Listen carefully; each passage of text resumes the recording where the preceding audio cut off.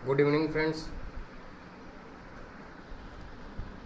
आज हमारी class start कर रहे हैं आगे की 10th क्लास आरबीएससी का जो साइंस का कोर्स है वो कर रहे थे। उसमें आपके फर्स्ट चैप्टर हमने स्टार्ट किया था कल ही हमारी फर्स्ट क्लास हुई थी। आज ये सेकंड क्लास है। आप इसको ज़रूर देखें और जो भी अन्य देख रहे हैं नए जुड़ रहे हैं वो इस चैनल को लाइक शेयर एंड सब्सक्राइब ज़रूर करें।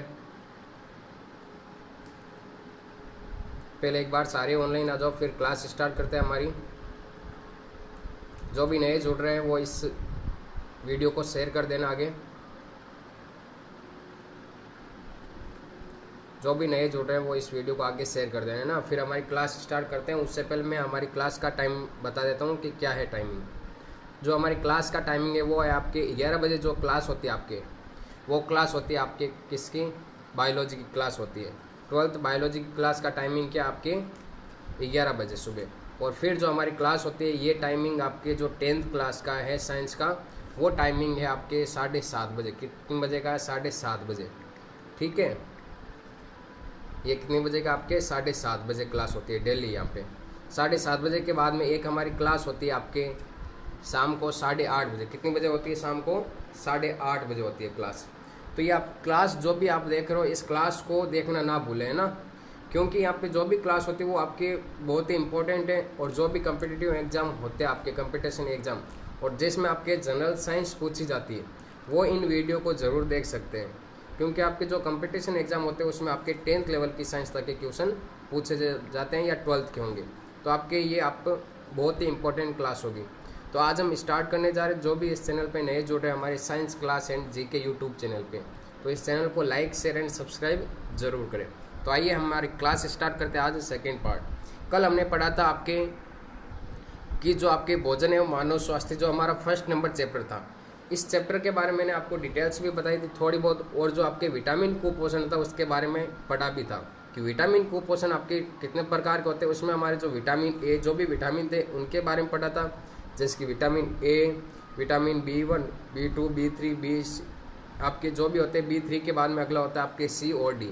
पर आपके स्कोर्स में आपके विटामिन B3 तक की दिया हुआ है। आपके B6, B12 में भी होता है, पर आपके स्कोर्स में B3 तक दिया हुआ है। ठीक है, तो इन रोगों को आप अच्छे से याद कर ले और इनके द्वारा हर एक जो भी आपके एग्जाम होते हैं हर बार उनमें से आपके ज़रूर एक क्वेश्चन पूछा जाता है इन विटामिनों से संबंधित। और ये आपके जो चैप्टर है ये चैप्टर आपके 4 नंबर का, कितने नंबर का चैप्टर? आपके 4 नंबर का चैप्टर। ठीक है, ये आप ध्यान रखना बात।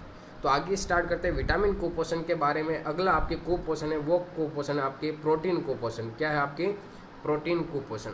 मतलब कल हमने देखा था कि जो आपके विटामिन कुपोषण होता है वो क्या होता है आपके, अगर भोजन में विटामिन की कमी हो जाती है, भोजन में अगर विटामिन की कमी हो जाती है तो वो कौन सा कुपोषण होता है? आपके विटामिन कुपोषण। लेकिन अगर विटामिन में जो भोजन है आपके, उस भोजन में अगर आपके प्रोटीन की कमी हो जाती है, किसकी कमी हो जाती है? प्रोटीन की कमी हो जाती है, तो वो कुपोषण कौन सा होता है? आपके प्रोटीन कुपोषण होता है। जिस प्रकार विटामिन की कमी होने से आपके जो रोग होते हैं, उसी प्रकार आपके प्रोटीन की कमी होने पर इसमें क्या होंगे, कुछ रोग होते हैं आपके 2 टाइप के रोग। उन 2 टाइप के रोगों को ध्यान में रखना। तो पहला रोग है आपके यहाँ पे क्वाशियोकोर रोग। कौन सा रोग है? क्वाशियोकोर। विटामिन की कमी से होने वाला जो पहला रोग है वो कौन सा? आपके क्वाशियोकोर रोग। अब इस क्वाशियोकोर में देखो यहाँ पे लक्षण बताए गए कि कौन से रोग पढ़ रहे हैं हम। आपके इस रोग में देखो प्रोटीन की कमी से होने वाले रोग है। तो प्रोटीन की कमी से होने वाले रोग आपके 2 है। कौन कौन से? एक तो क्वाशियोकोर हो जाएगा और दूसरा रोग कौन सा? आपके मेरेस्मस रोग है। कौन सा रोग है? मेरेस्मस रोग। तो सबसे पहले आपके पढ़ते हैं यहाँ पे क्वाशियोकोर रोग के बारे में। किसके बारे में? क्वाशियोकोर रोग के बारे में। जिसको समझ में नहीं आता है वो एक बार कमेंट करके मुझे बता देना, ठीक है, जिससे कि जो भी नेक्स्ट क्लास होगी या फिर जो लाइव देख रहे हैं जिनको समझ में नहीं आ रहा है वो बता देना मुझे, जिससे कि मैं आपको ये समझा सकूँ वापस, है ना। जो टॉपिक समझ में नहीं आता है, जो यहाँ पे बातें समझ में नहीं आती है, तो मुझे वापस पूछ लेना। आप कमेंट बॉक्स में कमेंट करके बता देना, जिससे कि मैं आपको वापस उसको अच्छे से समझा सकूँ। तो यहाँ पे जो क्लास हो रही है आपकी, इस क्लास के टाइम में भी आप बता सकते हो जो आपको समझ में नहीं आ रहा है। तो यहाँ पे देखो फर्स्ट नंबर जो रोग है वो कौन सा? आपकी क्वाशियोकोर। अब क्वाशियोकोर में देखो यहाँ पे लक्षण क्या दिए गए आपके, कि लक्षण में है आपके बच्चे का पेट फूलना, भूख कम लगना, त्वचा पीली, शुष्क, काली, धब्बेदार होकर क्या होती है आपकी, फटने लगती है। ये आपके कौन सा रोग है? क्वाशियोकोर रोग। मतलब क्वाशियोकोर में क्या होता है कि भोजन में प्रोटीन की कमी हो जाती है। अगला है इसका देखो रोकथाम क्या है, मतलब इस प्रोटीन कुपोषण को हम किस प्रकार से रोक सकते हैं, वो आपके हो जाएगा इसमें रोकथाम में। तो रोकथाम में देखना यहाँ पे कि जो गर्भवती महिला होती है उनको क्या देना, संतुलित भोजन, जिससे कि उसके बच्चे में जो विकास होता है वो आपके सुविकसित हो सके और इसमें जो भी आपके पोषक तत्व है उसको कंप्लीट मिल सके। और अगला कि आपके बच्चे को माँ का दूध पिलाना, क्योंकि माँ के दूध में क्या होता है, आपकी कोलेस्ट्रॉल होता है, जो क्या होता है आपके प्रतिरक्षी पदार्थ होता है, ठीक है। और अगला है आपके इसमें बाद में प्रोटीन, वसा और ऊर्जा युक्त संतुलित भोजन देना। और उस बच्चे को क्या देना, आपके जन्म लेने के बाद में आपके 1-1.5 मतलब 5-6 महीने के बाद में उसको धीरे धीरे भोजन करवाना। और भोजन में क्या होना चाहिए, आपके प्रोटीन, वसा और ऊर्जा युक्त संतुलित भोजन आहार देना चाहिए। अगला रोग है आपके मेरेस्मस रोग। कौन सा रोग है, मेरेस्मस रोग। फर्स्ट नंबर जो रोग था क्वाशोकोर, उसके बारे में हमने पढ़ लिया था। और अगला रोग है आपके मेरेस्मस रोग। कौन सा, मेरेस्मस। इसमें देखो क्या होता है कि अगर प्रोटीन के साथ ऊर्जा की कमी हो जाती है, किसकी कमी होती है, ऊर्जा की कमी हो जाती है, तो वो कौन सा रोग होता है, आपकी मेरेस्मस रोग होता है। अब देखो इसमें लक्षण में क्या है कि आंखें कैसी हो जाती है, आपकी कांतिहीन, मतलब दूरबीन दिखाई देती है, जैसे ऐसे लगता है कि ये गरीब लाचार है, उसकी तरह दिखाई देती है। और अगला आपके इसमें लक्षण में क्या है यहाँ पे कि शरीर सूख कर क्या हो जाता है, दुर्बल हो जाता है। अब दुर्बल होता है तो उसमें क्या होता है कि उसके शरीर की जो आपकी पसलियाँ होती है वो भी दिखाई देने लग जाती है। तो ये कौन सा हो गया, आपके प्रोटीन कुपोषण हो गया। कौन सा हो गया, प्रोटीन कुपोषण। इसके अलावा जो अगला है आपके खनिज कुपोषण। कौन सा है, खनिज। खनिज पोषक तत्वों में देखो आपके मेन आपके कौन से, एक तो कैल्शियम हो गया, एक लोहे तत्व है, एक आपके आयोडीन। लोहे तत्व मतलब होता है आयरन, भोजन में क्या होता है, आयरन उपस्थित होता है, तो आयरन उपस्थित होता है। तो इसमें देखो आपके जो कैल्शियम, खनिज पोषक तत्वों में कौन कौन है, मेन इंपॉर्टेंट है वही बता रहा हूँ मैं। कैल्शियम, एक लोहे तत्व, एक हो गए आपके आयोडीन। आयोडीन के बारे में आप सारे जानते हो कि आयोडीन होता है, ये क्या करता है, हमारे शरीर में थायरोक्सिन हार्मोन के निर्माण में सहायक होता है। किसके निर्माण में सहायक होता है, थायरोक्सिन हार्मोन के निर्माण में सहायक होता है। अगर आयोडीन की कमी हो जाती है भोजन में तो क्या होता है कि हमारे शरीर में थायरोक्सिन का निर्माण नहीं होता, थायरोक्सिन हार्मोन का निर्माण नहीं होता। और थायरोक्सिन हार्मोन का निर्माण नहीं होने के कारण एक रोग होता है और उस रोग को बोलते हैं आपकी गलगंड रोग। क्या रोग बोलते हैं मैं यहाँ पे बता देता हूँ आपको। अगर हमारे शरीर में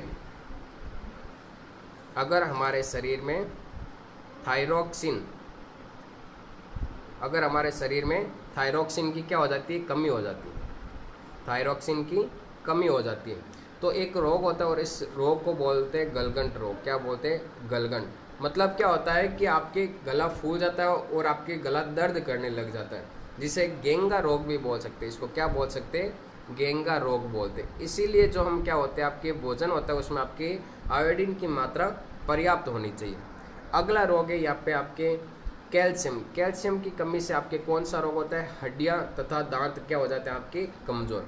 अब देखो बात हो रही है यहाँ पे किसकी, आपके कैल्शियम की बात हो रही है। किसकी बात हो रही है, कैल्शियम की। तो हमारी जो हड्डियाँ होती है शरीर में, वो हड्डियाँ आपके किसकी बनी होती है, कैल्शियम की बनी होती है। किसकी बनी होती है, कैल्शियम की। तो कैल्शियम की जो आपकी हड्डियाँ बनी होती है, यहाँ पे कैल्शियम की जो हड्डियाँ बनी होती है, अगर इनकी मात्रा क्या हो जाती है, हमारे शरीर में कम हो जाती है। हड्डियों में जो कैल्शियम होता है, अगर ये कैल्शियम क्या हो जाता है, हमारे शरीर में कम हो जाता है तो हड्डियाँ क्या हो जाएगी, कमज़ोर हो जाएगी। कैल्शियम अगर कम होता है हमारे शरीर में या इसकी मात्रा कम हो जाती है तो हमारे शरीर में क्या होगा, जो हड्डियाँ होगी वो हड्डियाँ क्या हो जाएगी, आपके कमज़ोर हो जाएगी। हड्डियाँ क्या हो जाएगी, कमज़ोर हो जाएगी। ठीक है, तो ये कैल्शियम की कमी से क्या होता है, हड्डियाँ कमज़ोर हो जाती है। और हड्डियाँ कमज़ोर होती है, जो रोग होता है एक, उस रोग को बोलते हैं, एक मैंने आपके विटामिन में बताया तो वही रोग होता है आपके रिकेट्स रोग। कौन सा होता है, रिकेट्स रोग। रिकेट्स में क्या होता है, हड्डियाँ कमज़ोर हो जाती है, घुटने पास आ जाते हैं। तो कैल्शियम होता है, तो हमारे शरीर में जो हड्डियाँ और दांत होते हैं वो आपके किसके बने होते हैं, कैल्शियम के बने होते हैं। और एक बात बता दूं, यहाँ पे जो हमारे दांत होते हैं, दांत पे एक विशेष प्रकार का पदार्थ पाया जाता है, सबसे कठोर पदार्थ दांतों पर, जिसे बोलते हैं इनेमल। दांतों पर जो आपकी कठोर पदार्थ पाया जाता है उसे क्या कहते हैं, इनेमल कहते हैं। इनेमल है ना, शरीर का सबसे कठोरतम पदार्थ कौन सा होता है, आपके इनेमल होता है। ये इतनी बात आप यहाँ पे ध्यान में रखना।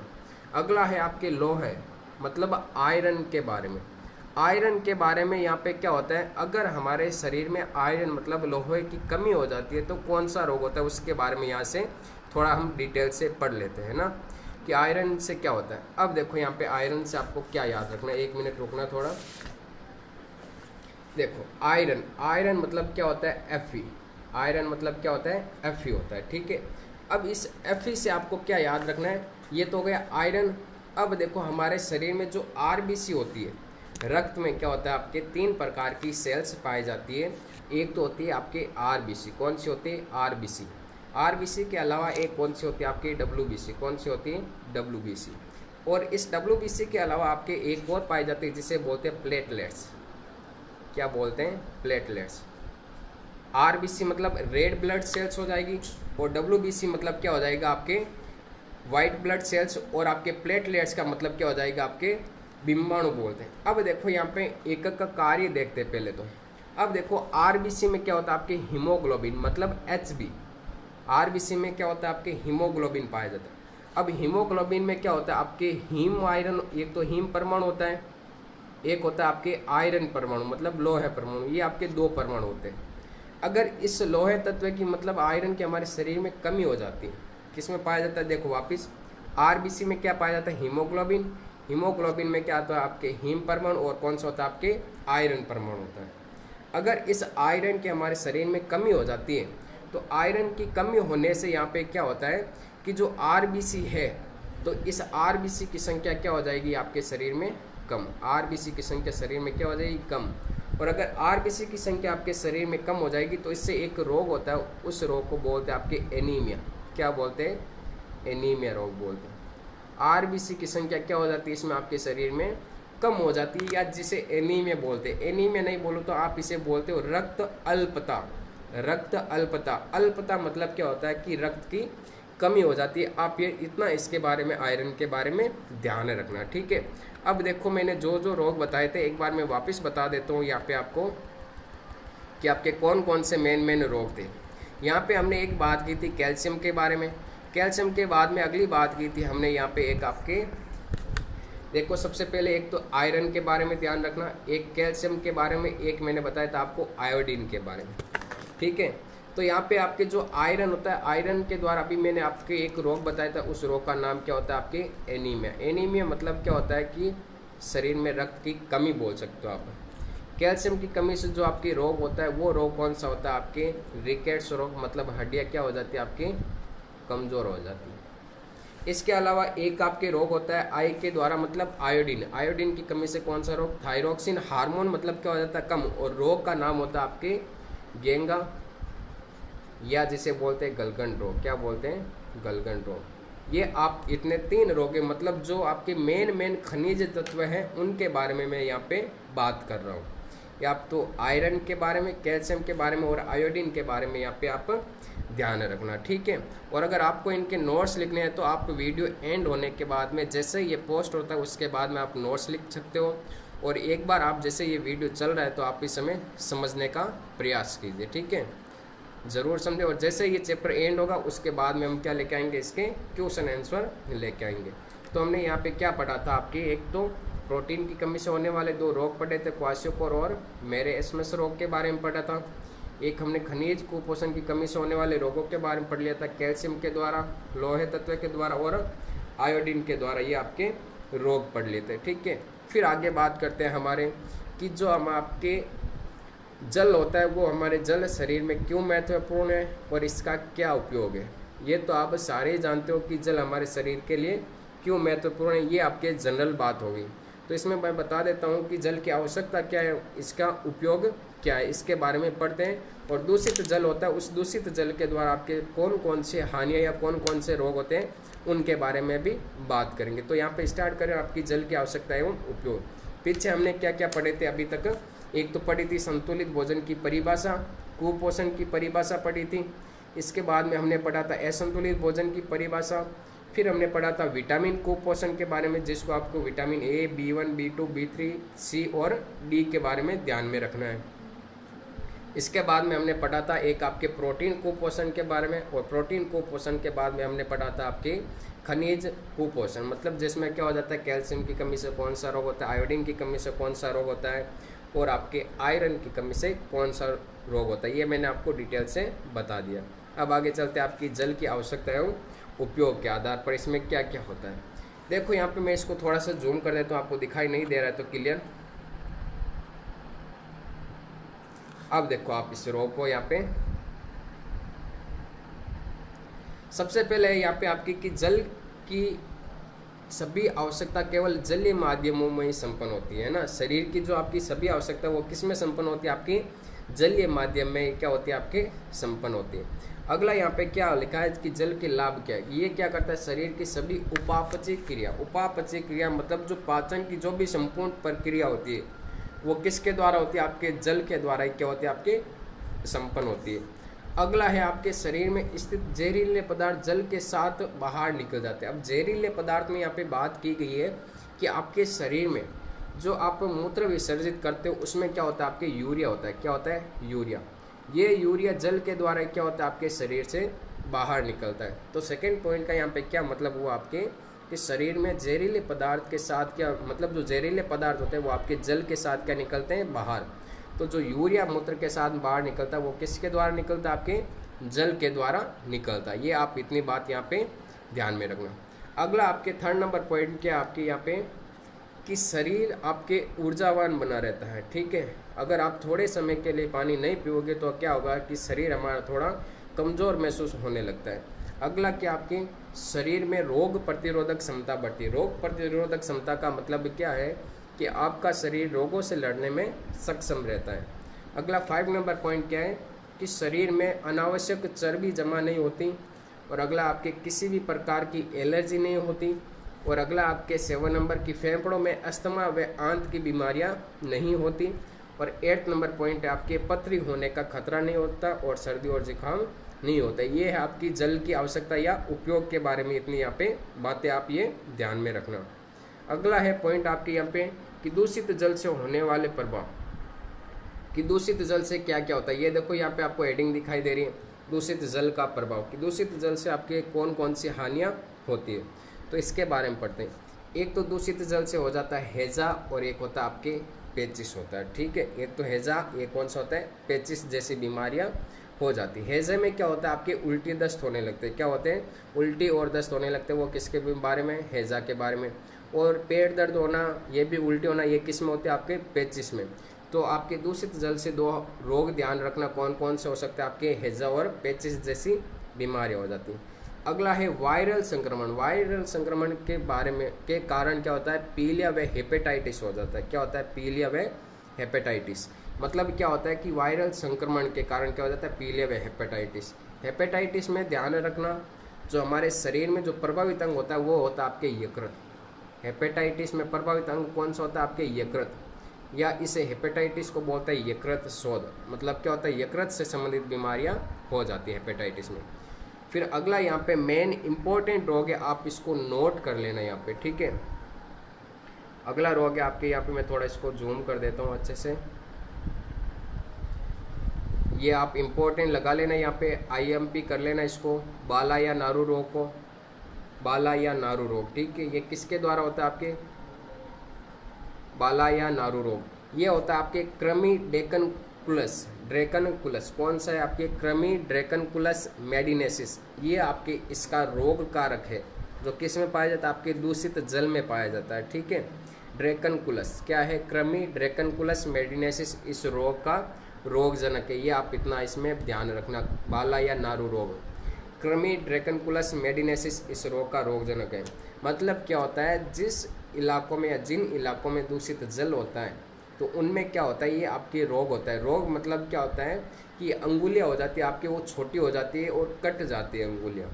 तो इसमें जो आपके रोग होता है वो होता है आपके बाला या नारू रोग बोलते हैं उस रोग को। ये ज़्यादातर होता था, वो पहले होता था। अब क्या हो गया, ये बाला या नारू रोग क्या हो गया, संपूर्ण रूप से क्या हो गया, राजस्थान में समाप्त हो गया। प्राचीन समय में ये आपके बहुत था बाला या नारू रोग, जिससे अंगुलियाँ कट जाती थी या अंगुलियाँ क्या हो जाती आपके छोटी रह जाती। तो बाला ये नारू रोग के बारे में आप ये रोग कारक ध्यान रखना, क्रमी ड्रैकनकुलस मेडिनेसिस, इसके बारे में आप ध्यान रखना। अगला है आपके यहाँ पे हेडिंग क्या है, जंक फूड से होने वाले रोग। जंक फूड मतलब जो आपके बाज़ारों में तेलीय पदार्थ मिलते हैं या डिब्बाबंद जो भी सामग्री आती है वो खाने से क्या होता है, उन रोगों के बारे में पढ़ते हैं। सबसे पहला यहाँ पे है मोटापा। क्या है यहाँ पे आपके? मोटापा रोग। कौन सा रोग होता है आपके? सबसे पहला तो कौन सा आपके यहाँ पे? मोटापा हो जाता है। ठीक है, अगला है यहाँ पे मधुमेह। क्या है, कौन सा रोग है? मधुमेह। तो इस मधुमेह की बात करते हैं, तो इसके बारे में कुछ आपको डिटेल से बता देता हूँ यहाँ पे मधुमेह के बारे में। ठीक है, देखो मधुमेह रोग हुआ था वहाँ पे एक, मतलब जो जंक फूड से कौन कौन से रोग होते हैं, एक तो क्या होता है? मोटापा। मोटापा क्यों होता है? क्योंकि हमारे शरीर में क्या हो जाता है, आपके वसा की मात्रा अधिक हो जाती है। वसा की मात्रा क्या हो जाती है? आपके शरीर में अधिक हो जाती है, इसीलिए क्या होता है? मोटापा। एक आपके था ये वहाँ पे मधुमेह रोग। कौन सा रोग था? मधुमेह रोग। इस मधुमेह के बारे में यहाँ पे क्या करते हैं? बात करते हैं। अब देखो मधुमेह में क्या होता है कि हमारे शरीर में एक विशेष प्रकार की ग्रंथि पाई जाती है, उस ग्रंथि को बोलते हैं अग्नाशय ग्रंथि या पेनक्रियाज। आप जानते होंगे इसके बारे में, अग्नाशय ग्रंथि या पेनक्रियाज ग्रंथि पाई जाती है। इस अग्नाशय ग्रंथि में ध्यान रखना, आपके दो हार्मोनों का स्रावन, मतलब दो एंजाइमों का स्रावन किया जाता है, हार्मोनों का, सॉरी, वो हार्मोन होते हैं। एक हार्मोन तो होता है आपके इंसुलिन। कौन सा होता है? Insulin hormone. एक हार्मोन होता है आपके ग्लूकेगोन। कौन सा हार्मोन होता है? ग्लूकेगोन हार्मोन होता है। एक तो इंसुलिन हार्मोन होता है, एक कौन सा होता है? आपकी ग्लूकेगोन हार्मोन। ये इंसुलिन हार्मोन क्या करता है? हमारे शरीर में जो रक्त में आपके जो ग्लूकोज होता है, कौन होता है आपके रक्त में? ग्लूकोज। इस ग्लूकोज की मात्रा को कंट्रोल कौन करता है? आपके इंसुलिन हार्मोन करता है। कौन करता है? Insulin hormone. अगर किसी कारणवश क्या होता है कि हमारे शरीर में इंसुलिन की मात्रा क्या हो जाती है? कम हो जाती है, तो रक्त में इस ग्लूकोज की मात्रा क्या हो जाती है? बढ़ जाती है, इस ग्लूकोज की मात्रा। और ग्लूकोज की मात्रा बढ़ने पर क्या होता है? एक रोग होता है जिसे क्या बोलते हैं? मधुमेह रोग, या जिसे शुगर या आप जिसे डायबिटीज़ भी बोल सकते हो। तो ये आपके कौन सा रोग हो जाएगा? यहाँ पे आपके मधुमेह रोग हो जाएगा। अगला है यहाँ पे आपके रक्तचाप। क्या है? रक्तचाप। रक्तचाप से यहाँ पे मतलब है कि रक्त, मतलब जो हमारी शिरा या धमनी में जब ब्लड बहता है, यहाँ पे जो आपकी ये शिरा या जो नलिकाएं होती हैं उन्हें क्या बोलते हैं? शिरा। जो बाहर की ओर होती है वो तो होती है आपकी शिरा, और जो अंदर धसी होती है वो कौन होती है? आपकी धमनी होती है। तो शिरा या धमनी में बहते हुए रक्त के द्वारा उनकी धमनियों या शिराओं पर डाला गया दाब आपके क्या कहलाता है? रक्तचाप कहलाता है। अब देखते हैं यहाँ पे कि रक्तचाप क्या होता है। रक्तचाप के बारे में बताते हैं कि शिरा या धमनी में बहते हुए रक्त के द्वारा धमनी या शिरा की भित्ति पर डाला गया दाब या आपके क्या कहलाता है? रक्तदाब या रक्तचाप कहलाता है ना। अब देखो इसके बारे में यहाँ पे पढ़ते हैं रक्तचाप के बारे में। ये देखो जैसे कि आपके शरीर में ये शिरा है, कोई भी क्या है? शिरा या धमनी मान लो। इसमें मान लो ये आपके ब्लड बह रहा है, यहाँ पे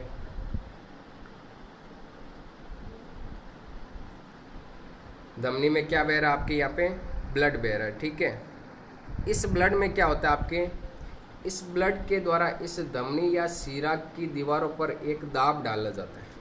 धमनी या शिरा में जो ब्लड बहता है, इसके द्वारा एक यहाँ पे दाब डाला जाता है, और उस दाब को क्या कहते हैं? आपके रक्तदाब कहते हैं। क्या कहते हैं? रक्तदाब। अगर ये रक्तदाब मान लो अधिक होता है, अगर ये रक्तदाब क्या होता है? आपके अधिक होता है, अधिक होने पर ये रक्तदाब उसे बोलते हैं उच्च रक्तचाप। क्या बोलते हैं? उच्च रक्तचाप, या जिसे आप बोल सकते हो हाई ब्लड प्रेशर। रक्तदाब को तो क्या बोलते हैं? बीपी, मतलब क्या होता है? Blood pressure. और अगर ये रक्तदाब अधिक हो जाता है तो उसे क्या बोलते हैं? High blood pressure. और अगर जो धमनियों इन भित्तियों पर जो दाब डाला जाता है, अगर वो आपके दाब क्या होता है? कम होता है, तो वो होता है आपका निम्न रक्तचाप, या जिसे आप क्या बोल सकते हो? Low blood pressure. क्या बोल सकते हो? लो ब्लड प्रेशर, और एक आपके हाई ब्लड प्रेशर। तो रक्तचाप कितने प्रकार के हो गए? आपके दो प्रकार के हो गए। कौन कौन से हो गए आपके? एक तो हो गया लो ब्लड प्रेशर, निम्न रक्तचाप। एक कौन सा हो गया? आपके अधिक रक्तचाप, जिसे क्या बोलते हैं? आपके high blood pressure, high BP बोलते हैं। तो इतना आप इनके बारे में ध्यान में रखना। अब देखो यहाँ पे रक्तचाप में क्या आपके कि रक्त वाहिनियों में बहते हुए रक्त द्वारा उसकी दीवारों पर डाला गया दाब क्या कहलाता है? आपके रक्तदाब कहलाता है। रक्तदाब की परिभाषा मैंने आपको अच्छे से समझा दी। अब देखो जो सामान्य जो रक्तचाप होता है आपके शरीर में, वो क्या होता है? आपके 120 से 80 mm। क्या होता है? 120 से 80 mm। ये mm क्या आपके रक्तचाप की एक इकाई है। mm क्या आपके रक्तचाप की एक इकाई है यहाँ पे। तो 120 से 80 mm क्या होता है कि स्वस्थ जो मनुष्य होता है, जो स्वास्थ्य जो शरीर होता है आपके स्वस्थ शरीर, उसमें जो रक्तचाप होता है मतलब ब्लड प्रेशर होता है वो नॉर्मल कितना होता है आपके 120 से 80 mm होता है।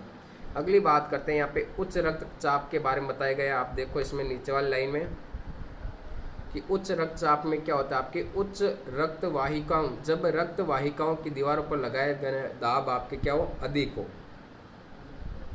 रक्त वाहिकाओं की दीवारों पर जो आपके ब्लड के द्वारा जो दाब लगाया जाता है वो कौन सा कहलाता है आपके उच्च रक्तचाप कहलाता है। और उच्च रक्तचाप होता है वो आपके कितना होता है 140 से ऊपर, 120 से आप ऊपर बोल सकते हो, 120 और 140 के मध्य, ठीक है। और अगर आपके लो ब्लड प्रेशर होता है तो उसमें क्या होता है आपके जो बीपी होती है मतलब जो रक्तचाप होता है वो आपके 80 से कम चला जाता है, 80 से नीचे चला जाता है। अगली बात करते हैं यहाँ पे कि जो आपके उच्च रक्तचाप होता है और जो निम्न रक्तचाप होता है मतलब जो ब्लड प्रेशर जो नापते हैं या जांच करते हैं आपके ब्लड प्रेशर, वो उसके द्वारा एक आपके उपकरण होता है और उस उपकरण को क्या बोलते हैं आपके स्पाइग्नो नैनोमीटर, क्या बोलते हैं स्पाइग्नो नैनोमीटर के बारे में। मतलब क्या होता है कि उच्च रक्तचाप और निम्न रक्तचाप के बारे में हमने बात कर ली थी। अब रक्तचाप नापने के लिए एक उपकरण होता है और उस उपकरण को क्या बोलते हैं आपके स्पाइग्नो नैनोमीटर, या जिसे हिंदी में बोलते हैं रक्तचाप मापी। क्या बोलते हैं रक्तचाप मापी।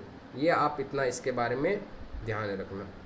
अब देखो अगर ब्लड प्रेशर बढ़ जाता है तो उसके दौरान इसके लक्षण क्या होते हैं और इसके कारण क्या होते हैं कि रक्तचाप अगर हाई हो जाता है तो ये क्यों होता है, अगर हाई होने के बाद में आपके क्या होता है।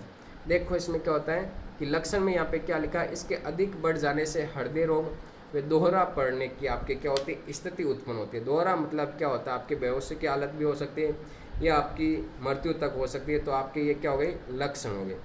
अगले देखो यहाँ पे कारण दिया गया आगे, कारण क्या है इसमें आपके कि चिंता, क्रोध, ईर्ष्या, भ्रम आदि के कारण क्या हो सकता है आपका ब्लड प्रेशर हाई हो सकता है। ये मैंने आपको इतना बता दिया ब्लड प्रेशर के बारे में, है ना। नमस्ते नमस्ते आचार्य, वेलकम हरिचंद जी, आपका भी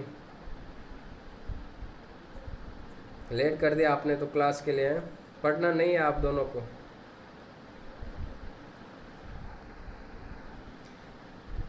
कारण देखो इसमें चिंता, क्रोध, ईर्ष्या या भ्रम करने के कारण क्या हो सकता है आपका ब्लड प्रेशर हाई हो सकता है। भूख से ज़्यादा मतलब आपके क्या होता है आवश्यकता से अधिक भोजन करने से भी क्या हो सकता है ब्लड प्रेशर हाई हो सकता है। अगली बात करते हैं यहाँ पे कि जो आपके चीनी, मसाले, तेल, घी, अचार, मिठाइयाँ, चाय, सिगरेट, शराब, इनका सेवन अधिक करने से या इनका सेवन करने से क्या हो सकता है आपका ब्लड प्रेशर हाई हो सकता है। अब देखो ब्लड प्रेशर हाई क्यों होता है, इसमें क्या होता है जैसे कि आपके ये धमनी है या कोई सीरा है तो इसमें जो रक्त बहता है आपके, तो इस रक्त के द्वारा जैसे धीरे हमें मान लो तेल या रसीय पदार्थ जो भी आपके घी या तेल खाते हैं, मिठाइयाँ, उनके द्वारा क्या होता है कि इन धमनी या दीवारों की जो भित्ति होती है वहाँ पे कोलेस्ट्रॉल की क्या हो जाती है आपकी परत जमा हो जाती है। अगर ये परत धीरे धीरे क्या हो जाती है आपकी बढ़ जाती है, धीरे धीरे परत क्या हो जाती है आपकी बढ़ जाती है, तो इसमें जो ब्लड प्रवाहित होता है तो वो ब्लड प्रवाहित होने में क्या होती है यहाँ पे कठिनाई होती है, या वो ब्लड प्रवाह होने में क्या होती है आपके बाधा उत्पन्न होती है। एक समय ऐसा आता है कि ये ब्लड धीरे धीरे जो आपकी वसा की परत होती है वो पूर्ण रूप से आपके क्या हो जाती है, दोनों को दोनों जुड़ जाती है और ब्लड प्रवाह में क्या होता है आपके मार्ग नहीं मिल पाता, जिससे क्या होता है आपके ब्लड का आगे प्रवाह नहीं होगा और इस कारण क्या हो सकता है व्यक्ति की मृत्यु तक हो सकती है और जिसे हम क्या बोलते हैं हार्ट अटैक या दिल का दौरा भी बोलते हैं। ये इतना तो आपके किसके बारे में हो गया, उच्च रक्तचाप के बारे में। अब देखो यहाँ पे उच्च रक्तचाप मतलब जब हाई ब्लड प्रेशर होता है तो उसका निवारण किस प्रकार से कर सकते हैं। तो निवारण में आप ध्यान रखना पोटेशियम युक्त भोजन करना। क्या करना, पोटेशियम युक्त भोजन करना। अगला आपके ताज़ा फल व रेशा युक्त भोजन या सलाद आदि ये। और अगला क्या आपके भोजन में कैल्शियम व मैग्नीशियम की मात्रा क्या होनी चाहिए, संतुलित होनी चाहिए। और डिब्बाबंद जो भी आपकी सामग्री है वो क्या कर देनी चाहिए, बंद कर देनी चाहिए। और मांस, वनस्पति घी इनका सेवन नहीं करना चाहिए और नियमित रूप से व्यायाम, सुबह का भ्रमण, योग व ध्यान व प्राणायाम करना चाहिए। ये आपके सारा किसके बारे में था, उच्च रक्तचाप के बारे में। इतना हमने पढ़ लिया कि उच्च रक्तचाप क्या होता है। अभी तक हमने विटामिन के बारे में, प्रोटीन कुपोषण के बारे में, खनिज पदार्थों से होने वाले कुपोषण के बारे में, दूषित जल से होने वाली हानियों के बारे में और एक आपके रक्तचाप के बारे में पढ़ लिया था। ये जो नशीले पदार्थों वाला टॉपिक है ये हम करेंगे कल, ठीक है। तो जो भी आपके मित्रगण हैं उनको भी आप इनवाइट कीजिए यहाँ पे कि जो हमारी क्लास का टाइम है वो आपके क्लास का टाइम कितनी बजे का, आपके जो 10th साइंस के क्लास का टाइम है वो कितने बजे का है, शाम को 7:30 बजे। और जो बायोलॉजी की क्लास होती है वो कितने बजे होती है, सुबह 11 बजे। और अभी जो आपकी 8:30 बजे क्लास होगी वो किसकी होगी, रीड साइंस की क्लास होगी। आप ज़रूर देखें इस साइंस की क्लास को भी रीड की, ठीक है। कौन कौन जुड़े हैं एक बार कमेंट करके बता दो, लाइव कौन कौन देख रहे थे एक बार कमेंट करके बता दो। फिर हमारी क्लास एंड करते हैं और कल वापस हमारी क्लास होगी, वही कितने टाइम होगी आपके 7:30 बजे। डेली की यहाँ पे क्लास होगी, आप 7:30 बजे लाइव ज़रूर आ जाइए और इस चैनल को लाइक शेयर एंड सब्सक्राइब ज़रूर करें। एक बार कमेंट कर दो, कमेंट फटाफट कौन कौन लाइव देख रहे हैं अभी